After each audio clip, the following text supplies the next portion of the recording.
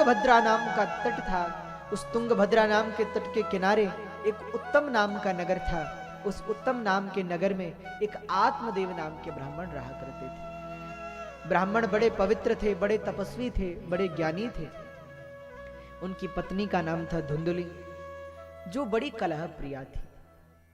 अच्छा, ब्राह्मण देवता के घर पर सम्मति भी थी, संपत्ति भी थी, संतति का अभाव था, सब कुछ है, बस संतान नहीं। इसलिए ब्राह्मण देवता बड़े परेशान रहते हैं। कहते हैं एक दिन तो ब्राह्मण देवता को इतना दुख हुआ कि आत्मदेव जी आत्महत्या करने के लिए जंगल की ओर चल पड़े। और जब जंगल में आत्महत्या करने को पहुंचे तो पहले तो सरोवर में तड़ागम समुपेयीवान जल पिया और उसके बाद सरोवर के किनारे वृक्ष था, उसके नीचे जाकर बैठ गए। रोने लगे, विचार करने लगे, मेरे संतान नहीं, मेरे जीवन का क्या लाभ। क्योंकि शास्त्र कहते हैं अपुत्रस्य गतिर नास्ति स्वर्गे नैवच नैवच, जिसके पुत्र नहीं होता उसकी मुक्ति नहीं होती, उसको स्वर्ग नहीं मिलता। इन बातों का चिंतन करते करते आत्मदेव जी बड़े विचलित हैं, बड़े चिंतित हैं।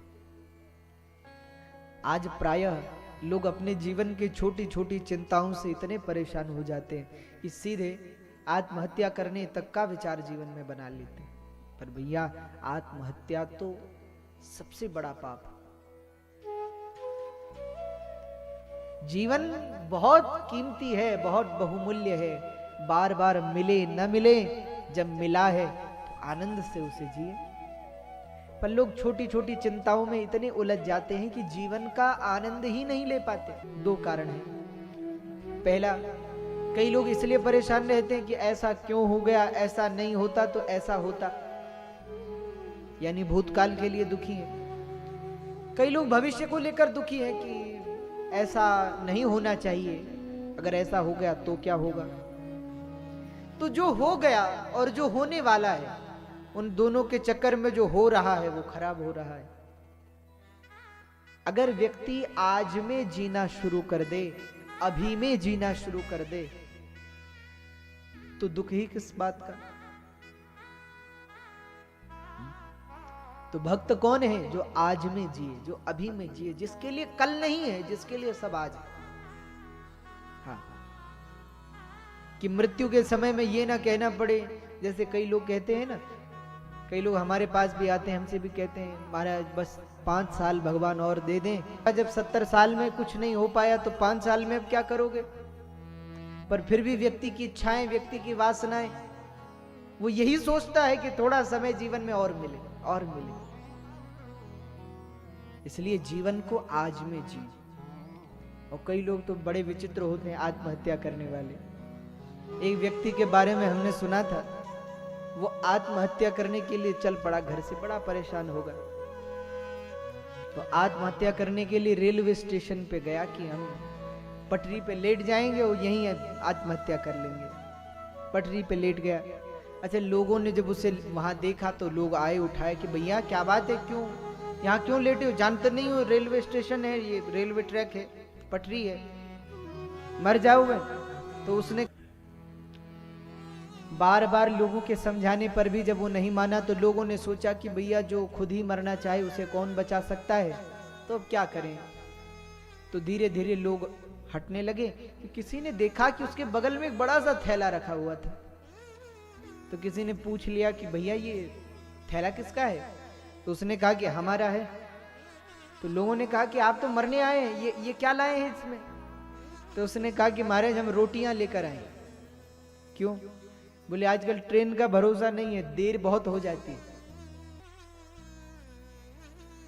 रास्ते में संतों से भेंट हो गई। संत तो ब्राह्मण देवता ने अपना कष्ट सुनाना शुरू किया, महाराज मेरे कोई संतान नहीं, कोई पुत्र नहीं। और शास्त्र कहते हैं अपुत्रस्य गतिर नास्ति स्वर्गे नैवच नैवच, जिसके पुत्र नहीं होता उसकी मुक्ति नहीं होती, उसको स्वर्ग नहीं मिलता। क्योंकि यह श्लोक श्रीमद् देवी भागवत में जंगल में ऋषि मुनियों को स्वर्ग जाते हुए देखा तो महाराज पांडु की भी कथा आती है महाभारत में कि उन ऋषियों के पीछे लग गए। कुछ समय तो उनके साथ चले, पर लेकिन जब स्वर्ग का द्वार आया तो ऋषियों ने महाराज पांडु को लौटा दिया। और जब महाराज पांडु ने पूछा कि हम भी आपके साथ स्वर्ग आना चाहते हैं, तो उन्होंने कहा कि राजन अभी तुम पितृ। तो आत्मदेव जी सारी कष्ट को बताने लगे। महाराज धिक जीवितम प्रजाहीनम, मैंने जो जीवन भर धन कमाया, अब इसका भोग कौन करेगा, इसका उपभोग कौन करेगा। मेरे घर में न तो पुत्र है न पुत्री है महाराज, इसलिए मैं बड़ा दुखी हूं। तब आत्मदेव जी की बात सुनकर संत मुस्कुराए और मुस्कुरा करके बोले, बस इतनी सी बात, इतनी सी समस्या। अरे कि त्वमेव माताश्च पिता त्वमेव, त्वमेव बन्धुश्च सखा त्वमेव, त्वमेव विद्या द्रविणं त्वमेव, त्वमेव सर्वं मम देव देव। आप लोग भी कहते होंगे त्वमेव माताश्च पिता त्वमेव। हे प्रभु आप, अच्छा आप ही बताओ कि जिन भगवान को आप भाई बना सकते हो, माता पिता बना सकते हो, क्या पुत्र नहीं बना सकते? पुत्र नहीं है तो कोई बात नहीं, भगवान को अपना पुत्र मान लो। भाई आज से हमारे पुत्र भगवान है, विश्वास तो करो। और वो ठाकुर जी की सेवा करती है और ये मानती है कि यही हमारे पुत्र है।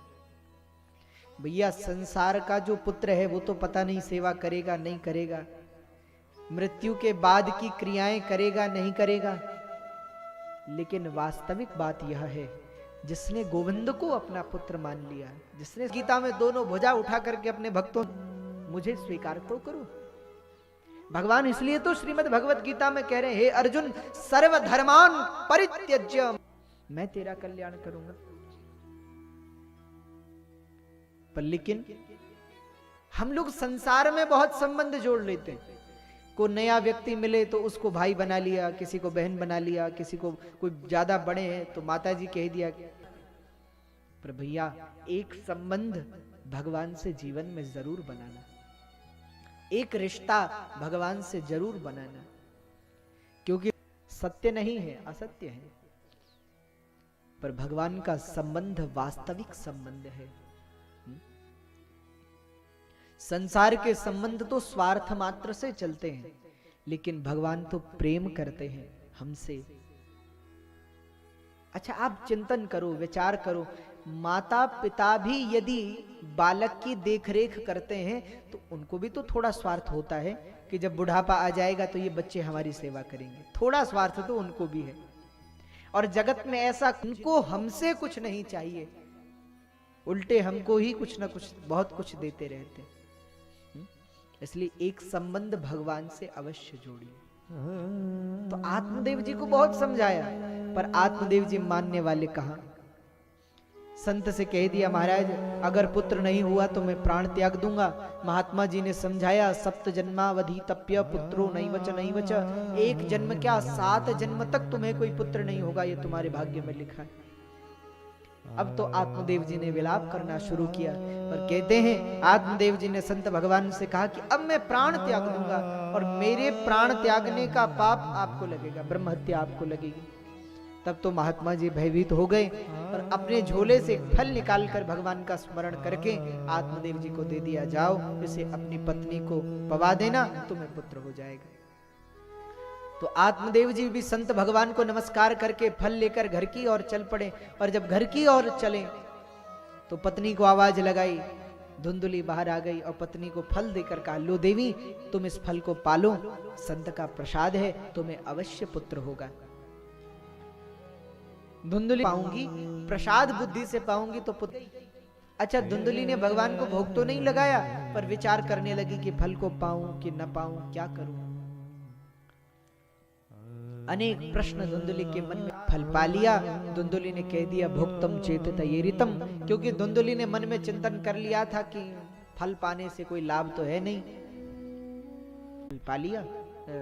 पूछा कि क्या बात है, कि ऐसी ऐसी बात है, हमारे पति की बहन थी, उसने कहा कि उस फल को मत पाना। क्यों?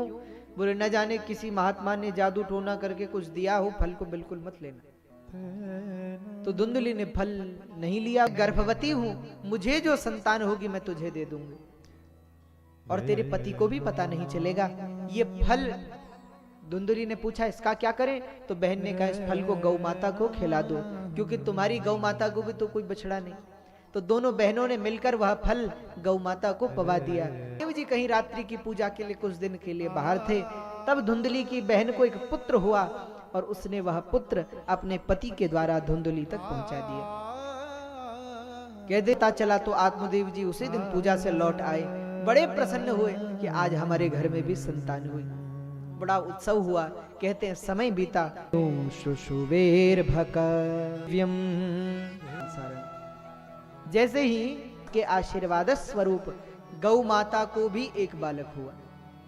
कहते हैं उसके कान तो गाय के समान थे, बाकी संपूर्ण अंग मनुष्य का था। अब तो आत्मदेव जी की प्रसन्नता का ठिकाना न रहा। आत्मदेव जी बड़े प्रसन्न हो गए, बोले आज तक एक भी पुत्र न था, अब हमें 2-2 पुत्र हो गए। आत्मदेव बड़े प्रसन्न।